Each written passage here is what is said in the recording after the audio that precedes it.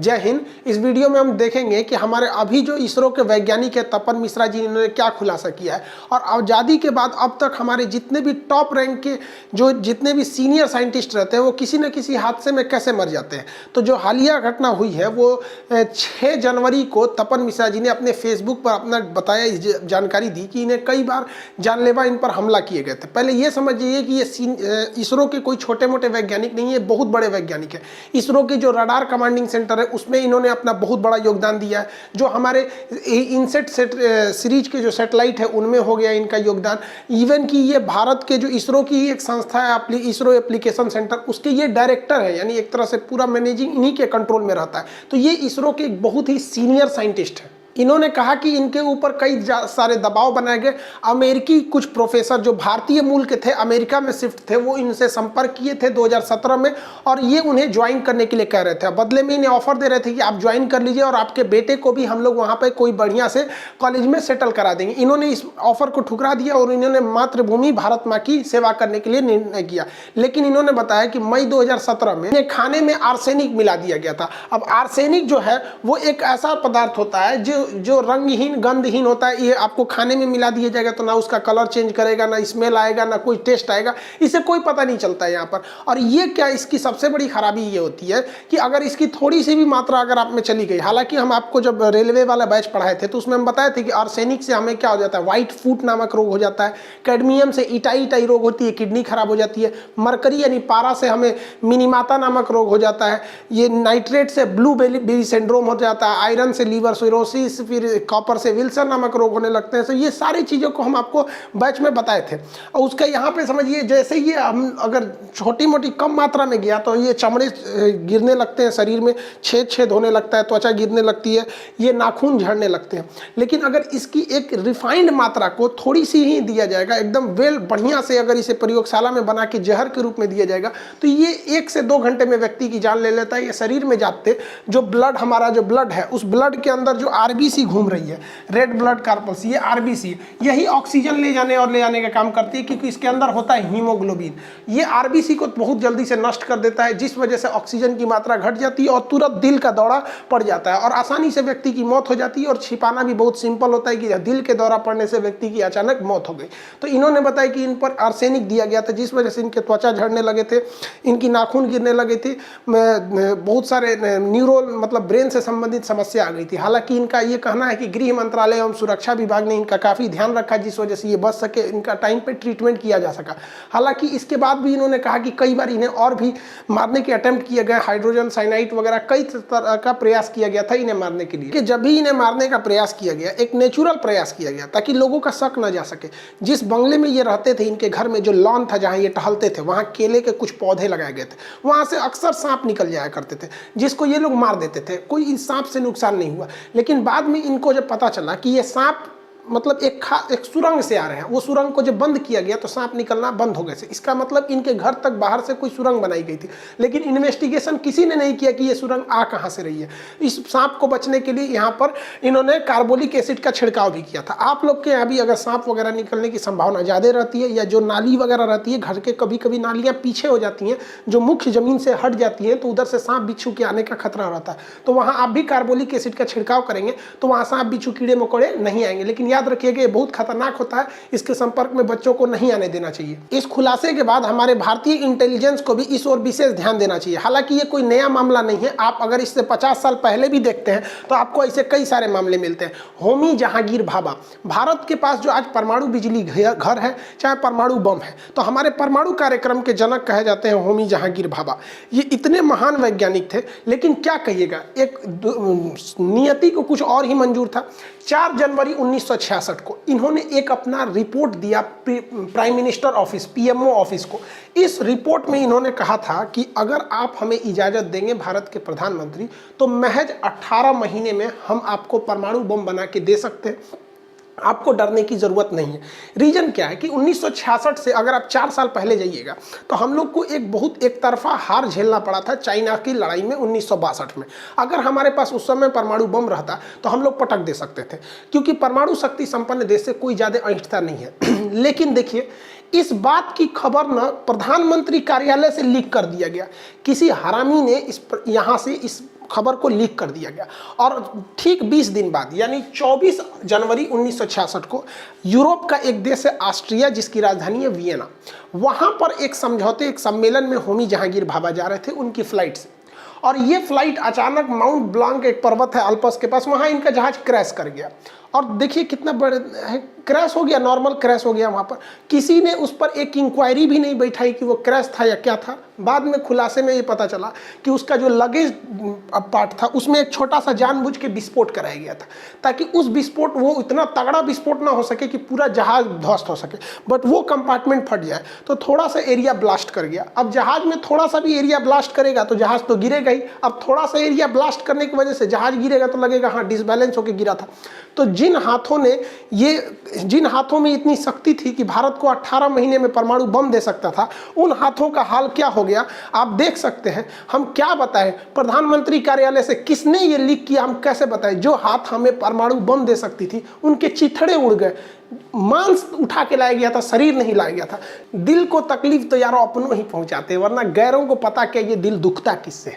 हमारा PMO office से किसी कर्मचारी ने लीक किया और हमारे सबसे होनहार परमाणु वैज्ञानिक ने अपना जान गंवा दिया। और हमें परमाणु बम कब मिला? 1974 में जो स्माइलिंग बुद्धा नाम से पोखरण में परीक्षण किए वो सक्सेस नहीं हुआ था। ये कोड नाम याद रखिएगा, एग्जाम में पूछेगा।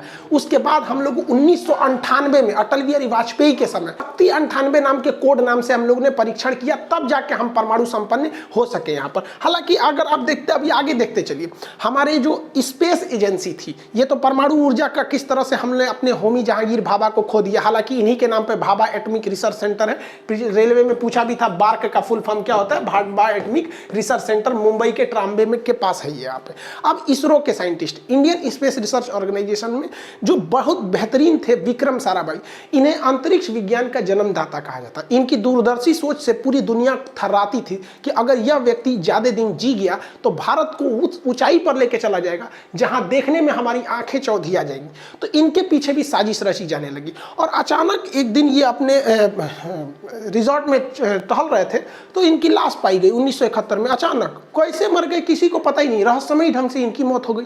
तो एक और परमाणु ऊर्जा को झटका लग गया और एक और हमारी अंतरिक्ष एजेंसी को झटका लगा। कहा जाता है कि ये सारे हमले के पीछे कहीं ना कहीं अमेरिका की CIA का हाथ था। और ये हो भी सकता है क्योंकि इंटरनेशनल रिलेशन में कब किससे दोस्ती होगी, कब किससे दुश्मनी होगी, कोई नहीं जानता। याद कीजिए 1971 में हम आपको पाकिस्तान पे वीडियो भी बनाए थे 1971 वाला। उस वक्त बताए थे कि वही अमेरिका था जो भारत को परमाणु बम मारने के लिए 7वां बेड़ा भेजा था और पाकिस्तान के फेवर में था। तो इसमें कोई शक नहीं है कि इसमें पाकिस्तान को तो उतना इंटेलिजेंस बेहतरीन नहीं है, लेकिन इसमें CIA का हाथ उस समय बहुत से लोग कह रहे थे कि उस समय अमेरिका भारत के एकदम सख्त खिलाफ था और भारत को वो देखना ही नहीं चाहता था अंतरिक्ष क्षेत्र में और परमाणु क्षेत्र में। जिस तरह से अभी वो ईरान को देखता, उस समय वो भारत को इस तरह से देखा करता था। भाभा एटॉमिक रिसर्च सेंटर के एक और परमाणु वैज्ञानिक थे जिनका नाम था लोकनाथ महालिंगम। इनकी भी अचानक मौत हो गई, नदी में डूबने से मौत हो गई। जबकि एक बेहतरीन तैराक थे, इनकी नदी में डूबने से मौत हो गई, रहस्यमयी ढंग से मौत हो गई। हमारे एक और परमाणु वैज्ञानिक M पद्मनाभन की 2010 में घर में घुस के किसी लोगों ने मर्डर कर दिया, हत्या कर दी। आज तक उसका सबूत नहीं पता चला। हमारे टॉप वैज्ञानिक मारे गए हैं, आज तक कोई सबूत नहीं मिल रहा हम लोग को। डिफेंस और एटॉमिक क्षेत्र के एक बहुत ही युवा वैज्ञानिक, दो युवा वैज्ञानिक KK जोशी और आशीष आश्विन, ये दो वैज्ञानिक थे जो छोटे साइज के न्यूक्लियर रिएक्टर पे बहुत वर्क कर रहे थे, जो हमारे परमाणु पनडुब्बियों के काम में आता। अगर ये सक्सेस हो जाती तो ये परमाणु पनडुब्बियां बिना बाहर निकले, देखिए इनको चलने के लिए ना बैटरी की जरूरत होती है। बैटरी चार्ज रहेगा तो ये 6 दिन तक चल सकते हैं सब, लेकिन जब बैटरी डिस्चार्ज हो जाती है तो इन्हें चार्ज करने के लिए ऊपर लाना पड़ेगा। तो आप कहेंगे कि सर सोलर से चार्ज होती है क्या? नहीं बबुआ, ये चार्ज होती है जनरेटर से। जनरेटर का धुआं कहीं से निकलेगा नहीं, अंदर में धुआं कहाँ छोड़िएगा, तो बाहरवा निकल के ये धुआं निकालते हैं, चार्ज करते हैं। अब बाहर निकल के इन्हें 6-7 घंटे तक इनका जनरेटर चलाइएगा तो एक तो आवाज करने लगेंगे, उस पे से ये सैटेलाइट से देख लिए जाएंगे। तो इसीलिए इसके अंदर एक एटॉमिक पावर प्लांट लगा दिया गया ताकि उसे कोई भी जरूरत नहीं, वो अपने से उसको अंदर वो 6 महीने तक उसे बाहर निकलने की जरूरत ही नहीं, इतना पावरफुल रहता है वो। लेकिन क्या हुआ, इन युवा वैज्ञानिक को क्या हुआ, अचानक क्या हुआ, इन लोग का सड़क के किनारे एक रेल दुर्घटना में इनकी लाश पाई गई। पोस्टमार्टम जब रिपोर्ट हुआ तो हमारे वैज्ञानिकों लोग का पता चल रहा है कि नहीं भैया, इन्हें जहर दे के मारा गया था। क्या हो रहा है हिंदुस्तान के साथ समझे में नहीं आ रहा है। हमारे टॉप वैज्ञानिक जिन्हें पढ़ लिख कर इतना मेहनत करते हैं, ये हाल हो जाता है, रेलवे के किनारे कहीं मार दिए जाते हैं। अभी तो हम कुछ नाम बताए आपको, कितना नाम सुनिएगा, श्रीनिवासन, निम्ब्या नारायण, केवल 4 सालों में, इन नामों के अतिरिक्त 4 साल में 2009 से 2014-13 के बीच में हमने 11 होनहार वैज्ञानिकों को खो दिया है। पता नहीं कैसे, कभी उन्हें जहर दे दिया जाता है या कभी मर्डर दिया जाता है। यानी उनके साथ या तो लापरवाही हो रही है या तो उनके साथ अच्छे से सुरक्षा नहीं दी जा रही है। ये हमारा इंटेलिजेंस फेल्योर को दिखाता है। देखिए, कुछ देश हमारी विकास की तरक्की को नहीं देख सकते, उनकी आंखों में हम हिंदुस्तानी चुभ रहे हैं, क्योंकि उन्हें वही हिंदुस्तान अच्छा लग रहा था जब इसरो के वैज्ञानिक अपने रॉकेट को साइकिल पे लेके जा रहे थे। इन रॉकेट में जो बूस्टर लगाने थे उन्हें साइकिल पे बांध के ले जाया जा रहा था, और हमारे पास कोई लॉन्च पैड नहीं था। हमने नारियल के पेड़ में बांध के अपने पहले सैटेलाइट को लॉन्च किया था। अरे हम वो हिंदुस्तानी है ना जो हर परिस्थिति में जीना जानते हैं। बैलगाड़ी पे हम लोगों ने अपनी सैटेलाइट को लेके आए थे, बैलगाड़ी पर लेके, लेकिन ये वो एक